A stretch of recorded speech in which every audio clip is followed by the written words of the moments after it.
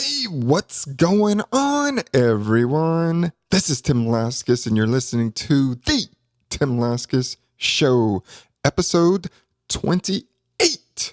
Whoa! Let me say, before I get started and tell you all about today's featured guest, which is awesome, she's the best. Hey, I just wanted to thank all of you for listening, and if you like what I'm doing, be sure to leave a review and subscribe. I'm on a mission bringing as many inspiring and interesting and informative guests as I can. And I want to keep you entertained while you learn. Never boring or stuffy. Hey, now let's get into today's guest, who is Laura Pennington. Laura is a speaker. She's a coach. She's a podcaster. I guess her podcast is called Better Business or Better Biz Academy with Laura Pennington.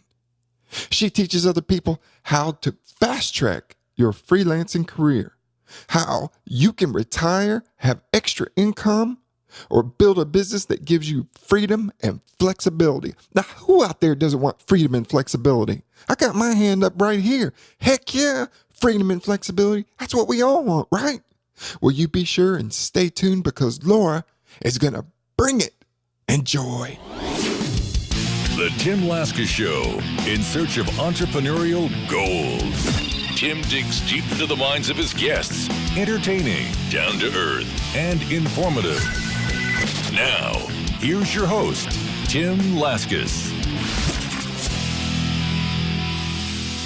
Hello, everyone. Today's featured guest is Laura Pennington. Laura, I almost said Lori. See, your name is pretty easy and I almost screwed it up. But thanks for joining me today. Hey, I'm happy to be here. Hey, you were telling me that you are actually going to be on the show The Walking Dead as one of those corpses. Is that true?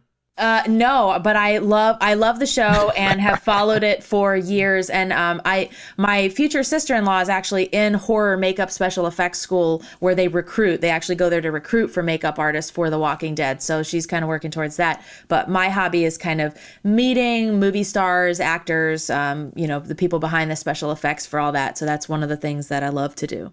Yeah, you were saying that you met John Cusack and Ferris Bueller and all those wonderful people. Yeah, we've been to quite a few conventions. So we've met most of the cast of The Walking Dead, Matthew Broderick, John Cusack, Sigourney Weaver, Tom Hanks. It's been really interesting to get to talk to people outside of their acting personas and just sort of, get to know them kind of one-on-one. And it's a lot of fun to do that. So what's John Cusack like? I would say kind of calm and, just not really a little bit more low energy. But I think that's partly because a lot of these people who are acting, they have this persona that they put out when they're on set, when they're working. And so they kind of reserve everything for that. And that's what's most interesting about meeting these people is seeing how their actual personality can actually be quite different from who they portray. But he's a cool guy. Yeah, that's interesting. And you were saying how you love going to these horror movie conventions, and that sounds really fun. So, but I guess because you have so much experience now, when it comes to Halloween, you have to really step it up, don't you?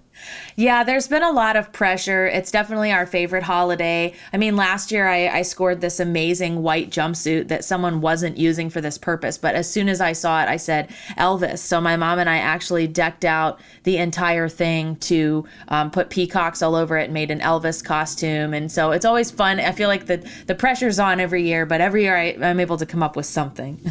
Oh yeah, Elvis costume would be great. You ever gone to Graceland up in Tennessee? Man, he's got a lot of his like those jumpsuits displayed. I have not gone there, but we are moving closer to that direction, so it may be a great weekend trip coming up. Yeah, I'd highly recommend it. Those jumpsuits look like they weigh about 400 pounds. I mean, they look real heavy and thick. Yeah, with all the sequins and beading and stuff, it's crazy. Man, no wonder he was sweating during his shows. He's just exactly walking around with that big thing on. Yes. Well, we could probably have a whole show on Elvis and The Walking Dead, but for today's format, tell the listeners a little bit about yourself, Laura, professionally, and what are you currently working on? Sure. I've been a freelance writer for the last 5 years. This is actually my 5th year in business doing that. I also do some virtual assistant, editing, project management work. Sometimes I get brought in by bigger companies like Microsoft to help them build a digital team of freelancers. And that's most of what I do. I'm also finishing my PhD in public policy. So my day job, is my self-run business. And that is very flexible because I travel a lot. I do some public speaking, and I also enjoy just taking time off and having time to work on my dissertation. So that's pretty much my life in a nutshell. Well, your dissertation in and of itself could be your whole life for a while. I've been there, done that. So I know the pain and struggle.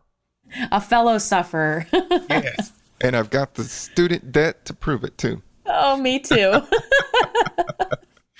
When I came out of graduate school, I had a mortgage tied around my neck before I even had a house.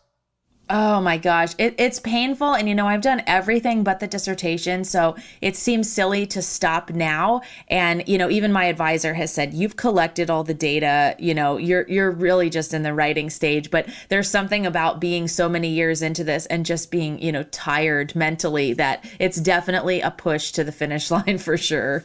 Yeah. And you just got to keep on going because it is brutal. I don't know if I could do it again, but yeah, been there and done that, at least I can say. But hey, I was looking at your website, and it said something about in 2012, you went from being a part-time freelancer to six-figure. Yeah, my business was very accidental. I did not set out to become a full-time freelance writer. I was working as a teacher in Baltimore City. I taught 7th grade, totally burned out doing that, couldn't handle it. And I started freelancing just as a way to make extra money. Left my teaching job, picked up another day job where I was working 8:30 to 5 days a week. And my freelance business just kind of exploded. I had a number of clients who wanted to get on retainers. It grew very quickly to the point where I realized that I could leave my day job. So I actually stayed at my day job for a year because I didn't know if it was sustainable. I felt really out of my depth and like I may be launching into something that was a fluke or a mistake or was only busy certain months of the year. But when I left my day job, I was actually fired from my day job and realized I need to take this from part-time to full-time. And I did that, and my business grew exponentially just because of that. So it ended up being the right move. But it was really just tapping into the right market, working with the right clients, and just finding a process that really worked and then expanding it. Wow. Now, looking back in the way that you did that, you hung on to your day job, was that a good strategy that you hung on as long as you could, or do you think you should have kind of cut the strings a little bit earlier? I definitely could have cut the strings a little bit earlier. I was outpacing my day job income at the 3-month mark. So it became a reality that financially I could swing it. I was scared about being the unknown of taxes, the unknown of health insurance, the unknown of disability insurance, and all these things that I would lose, the benefits I'd give up leaving. I think I probably should have left sooner. I tried to. I went to my boss a couple of months before I got fired, and they had sort of indicated around the office they were having financial problems, and most of my work was done by 2 p.m. anyways. And I said, hey, I'm happy to go part-time. Like, it would actually be a better fit for me. And they turned that offer down. They said they needed me in the office. So I stayed, but obviously eventually it didn't work out. I think for me mentally, I was scared that if it were 100% on me to run this business, I wouldn't be able to pull it off, or some disaster would happen. And when it came time to jump from the frying pan into the fire, obviously my business grew quite a bit and it ended up being good for me. But there's something terrifying at first about creating your own paycheck and being 100% responsible for paying your bills. Well, I think a lot of people can identify with you with the fear of the unknown of what will happen to benefits or insurance. So what did you end up doing for insurance? Was it a shock when you had to go out and purchase your own? Well, I'll tell you, don't follow my advice because I gambled with it. And a very expensive appendectomy later. I had an advisor when I got my master's degree, and he had told me, he said, Laura, don't go without insurance, because it had happened to him when he was in grad school, and it was his spleen that burst, and it was this huge medical bill. And I thought, well, I'm just going to put it off for as long as I can, and then I'll get benefits, right? And I didn't. This was right around the time of Obamacare, and there was really nothing that was really affordable or that I felt like paying. I thought the deductible and the amount I'll be paying is going to be more than any benefits I'd ever reap out of it, because I'm usually the person who never goes to the doctor, never has issues. Well, sure enough, my appendix burst, and it was an emergency room bill that I had to cope with. So lesson learned there, do get at least bare minimum emergency medical insurance in case you're in a car accident or something like that happens. But it was sort of a real wake up call of, yeah, this is a risk you take if you choose to go without it. So it was an adjustment, and it was hard. That first year I had no idea what I was doing with taxes, hired a random accountant to do it. He did it all wrong. It took my accountants last year about 6 months to fix those mistakes from 2012 and 2013, correct things with the IRS. So there are definite uphill battles that you face as an entrepreneur, especially if you become an accidental entrepreneur like I did. But the good thing about it is every single one is a learning experience. And once you make those mistakes, you won't make them again. And you can kind of help other people who are starting off in entrepreneurship not make those mistakes as well. Wow, well, that's very powerful stuff. And yeah, many times we learn just by trial and error, and sometimes it works out and sometimes it doesn't. Yep.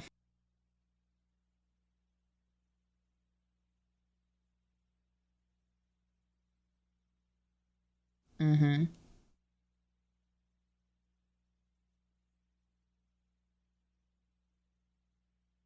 Yeah, absolutely. I mean, just get something that's going to give you a little bit of peace of mind. And as soon as you're in a financial position to swing those other things, invest in them, invest in good help from a knowledgeable accountant, a business lawyer, a retirement advisor. All of these things suddenly become your responsibility when you're the person working and the employer in a sense. So definitely invest in that when you can. But, I know from experience, sometimes you can't when you first start out and you are taking a risk. So you may skate by, or you may have my experience. Yeah. Now that you've been working on your own for a while, and have you come across any resources that's been helpful for you, either maybe a book or something, an online service that's really helped you in your business? Absolutely. So I would say there are two, and it's kind of what I just touched on briefly. First of all, find a good accountant. No matter what kind of business you run, especially if it's a home-based business, you need to find somebody who has experience in the home-based business arena. Not every accountant is the same. I made that mistake, and finding a firm that was actually recommended to me by a friend of mine who runs a very successful eBay business, I found an accountant who knew every single deduction I was eligible to take, and they actually saved me so much money by working with them. I mean, I got half the tax bill I was expecting last year because they said you're not deducting enough. So that alone, that advice, that preparation in case you do get audited, and just knowing that you have somebody who's really fighting for your best interest is key. And then my other resource is a book that I really love, and it's called Deep Work by Cal Newport. And it's a wonderful book about how important it is. He's actually a professor and in the academic world as well, but has done a lot of research and then personally learned all about the benefits of working for really focused periods where you're not getting distracted, right? Like we live in a very distracted world where your phone is pinging and dinging at you every second and your email inbox is always growing. And he talks about the strategies to, at least in certain periods of time, limit or eliminate that so that you can do really focused and be more productive with your work. So it's called Deep Work by Cal Newport? Yeah, it's an excellent book, and he's written another book as well that I haven't purchased that one yet, but it's written so well. I actually listened to it on audiobook during a drive to a conference, and it was so good I went out and bought the hardcover. Oh, that's excellent. Well, speaking of like pinging and dinging, I'm so sick of my iPhone 6. I don't throw that piece of crap out the window. I'm tired of all that. I mean, I'm so distracted all the time. It is nuts with my 3-year-old, my phone and email and everything else. Man, it's enough to take you to the mental hospital. Yeah, and we've evolved in this society to think that that's normal, and people often expect immediate responses. I even had a client that I fired a couple years ago, but he was like, I know your phone is around you. You always have it around, so why can't you answer me? Well, because I'm working on somebody else's project or even your project, and that distraction is making me do low quality work. So why not get rid of the phones, get rid of the distraction? I'll get back to you in a few hours, but allow me to do my work. And, being having 15 balls in the air at any given time is actually not helping you or whatever projects you're working on. It's better to be really focused. Yeah, I love that. And then getting back to talking about finding a good accountant, I guess what you're saying is do not hire Uncle Larry in your family to do your taxes.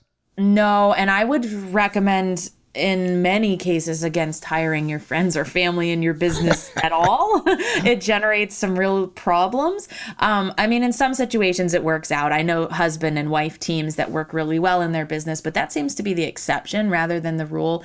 And I think it's so beneficial to have an outside party who can walk you through all of the aspects of running a business and how it affects you personally and things like that. So I definitely think finding the right accountant, someone outside of your family, and somebody who has experience in the type of business that you have, because that was just, I had run into a really difficult IRS issue where they were triple counting my income. That was, the same money was being counted on 3 different 1099s. And my first accountant was not able to fix that. He didn't have experience dealing with a complex issue like that. I was getting notices from the IRS.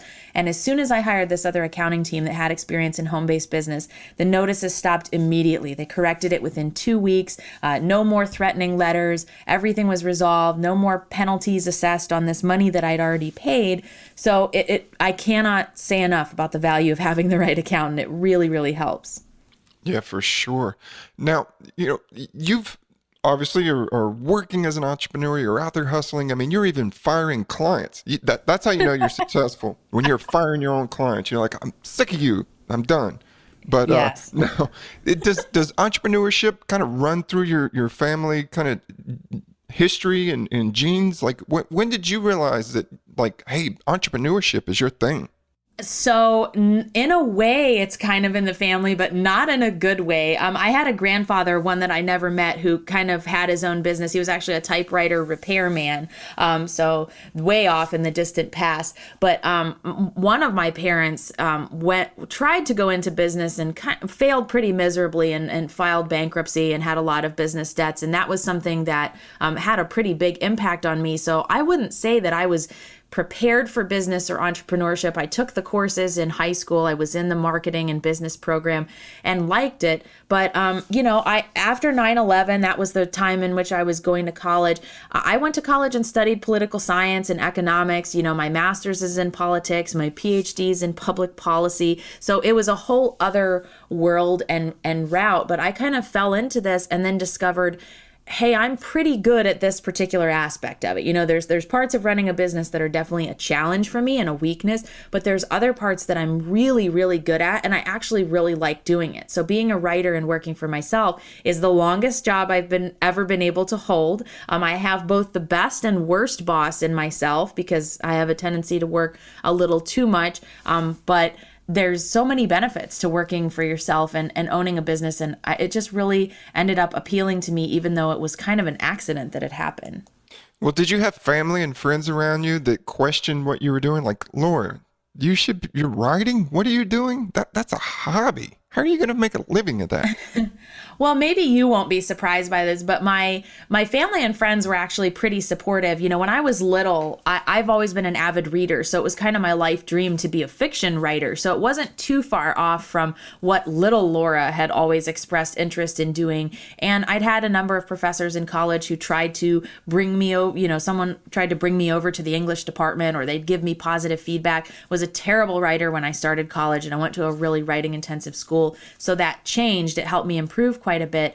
But my academic colleagues did not get it. They're like, why are you doing that? Why are you writing SEO blogs for lawyers? That has nothing to do with this. I even had one who was a pretty high-ranking official at a government agency in Washington, because I was doing my courses at night in Northern Virginia, and he's like, are you actually making any money with that? So they were the only ones that sort of detracted from the ability to be able to do this full time. Because, my experience teaching in Baltimore burned me out with education, but I was still in my PhD program. And then finding out that I loved writing and owning my business, that's really when I thought, I'm not going to use my PhD in the traditional sense that I thought I would. I was ready to be on the professor track and kind of realized I like this a lot better. So finishing my PhD is a personal goal and, something where I want to be able to share my research, but business is really where I want to be. So I think my academic colleagues and fellow students kind of struggled with that.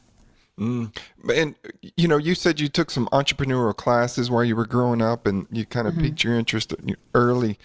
Did you take any coursework or any kind of training on money and finances and how to make money, how to make $1 into two? No, I studied economics in college. I took the class as a general education requirement my first semester and really liked it and decided to double major in that and politics just because I liked it. But it was really different from business and finance in a sense. So not really. I really had to come up to speed pretty quickly when I started my own business by teaching myself those things or recognizing scenarios like the accountant where, hey, I'm out of my depth here. I need to hire a professional. So no, I really am pretty much self-taught, for better or worse. Yeah, and for many people, it's kind of the same. It's been trial and error, and hopefully there's been less error than success out there with money. Would you say that you're a pretty good money manager? You're good at keeping an eye on everything and keeping track? In certain ways, I would say that that's true. I think I'm really good at generating money. And like if I lose a client for some reason, or if there's some big financial goal, like last year we went on vacation to Europe for 3 weeks and it was very clear that I needed to have a certain amount of money ready before we left to give us that buffer. I'm really good at that. I can close holes in my business very, very quickly. Where I definitely fall short is the retirement planning, the tax planning. One of my first years where I hit the 6-figure level, I was absolutely miserable I did not understand the difference between profit and revenue. And so my revenue was really high. My profit was terrible because I had a ton of expenses. So again, that's something I've learned as I went along, is being really mindful of expenses and trying to change that and fix it when I do make mistakes. Now, what's the one thing that you are very, very easily swayed on purchasing? Like if it comes in front of you, you're like, I don't know if I can contain myself. I have to buy it, or I have to go out and do that. What would it be?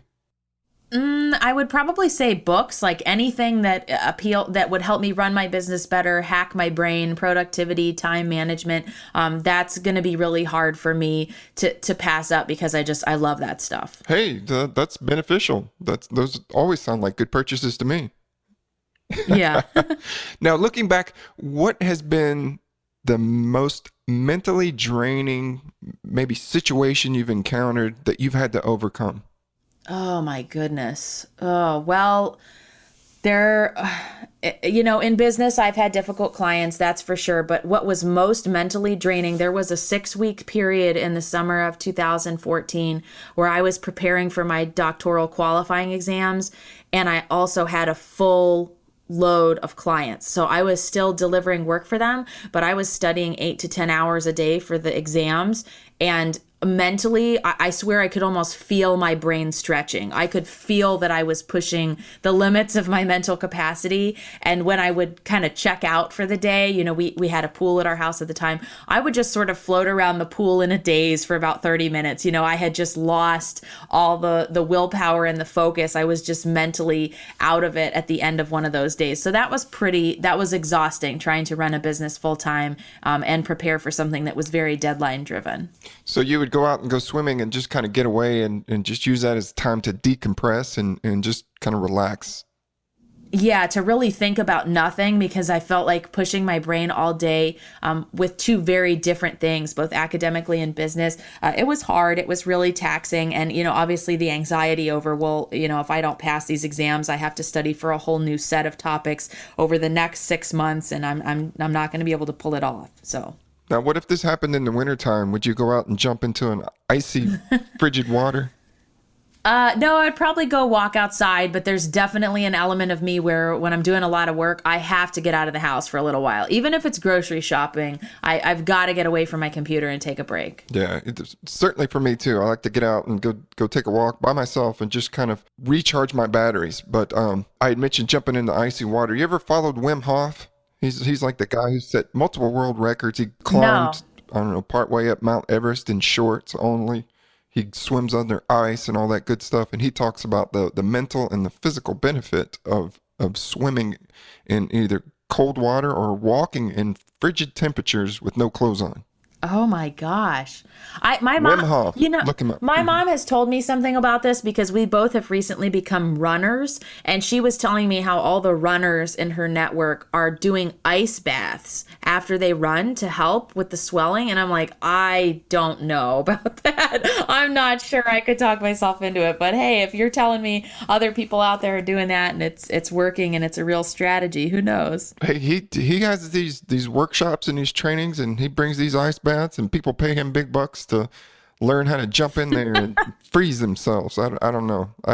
I'll take their word for it too. I do not like to be cold. Okay. But I love to sit in a hot tub. I can sit in a hot tub for like 3 hours till I'm like all just like turning into a prune. Right. Now, looking back, what would be the most fulfilling moment of your entrepreneurial journey? Oh my goodness. Hard call between being able to go on vacation for a few weeks without checking my email at all, or I landed a $50,000 ghostwriting contract after one 20-minute phone call with a guy in 2014. And the fact that it was just so easy and streamlined, and he was a great client to work for, and it was a really well-paid project, that was just something awesome that I always reflect back on. Wow, you must have been jumping up and down for joy. Like, yeah, hit the jackpot, like winning the lottery. Yeah, exactly. It was my first ghostwriting contract doing something that big with a book. So I was a little bit, it was kind of fake it till you make it because I wasn't exactly sure what I was doing, but I thought I can figure this out. So it was very exciting. Right. And now you coach people and you help people to actually go down that path so they could actually have their own moment of landing these big contracts, don't you? Yes, I have a lot of people in my personal world, a lot of former teachers who are burning out, want to break into writing. In fact, I just did a conference 2 weeks ago with about 50 high school marketing teachers, and I was teaching them about why they need to teach blogging and SEO to their students, and half of them were like, I want to do this for myself. Like, forget my students. I want to learn to freelance so I can retire or have extra income or whatever. So there's just a lot of people that appeals to right now, especially millennials, especially people in retirement who are looking for supplementary income. And I kind of try to help people avoid my mistakes and do things more quickly and really build a business that fulfills them and gives them freedom and flexibility. Yeah, for sure. I'm sure there's a lot of listeners out there right now who are going like, yeah, sign me up, Laura. I want to be coached by Laura Pennington. Well, we've come to the end of the show, Laura. You've been fantastic. But before we go, I want you to tell the listeners where they can find you online, your website and your social media, all that good stuff. And so they can sign up and be a coaching client of yours, except if you make Laura angry, she will kick you to the curb real quick. No, I only ask that you do the work and you're serious. That's all I ask out of my students. Yeah. But on Instagram and Twitter and Pinterest, I'm at Six Figure Writer, and my website is sixfigurewritingsecrets.com, and that's also where my podcast, The Better Biz Academy, is hosted. It's a mix of my one-on-one advice and then interviews with other freelancers about how they've built successful businesses. And so we're up to 2 episodes a week now, so you can check that out too. Incredible. Thank you, Laura. Be sure to check out Laura Pennington. You've been a great guest, and I look forward to staying in touch. All right. Thank you. Want more entrepreneurial tips? Go to timlaskas.com.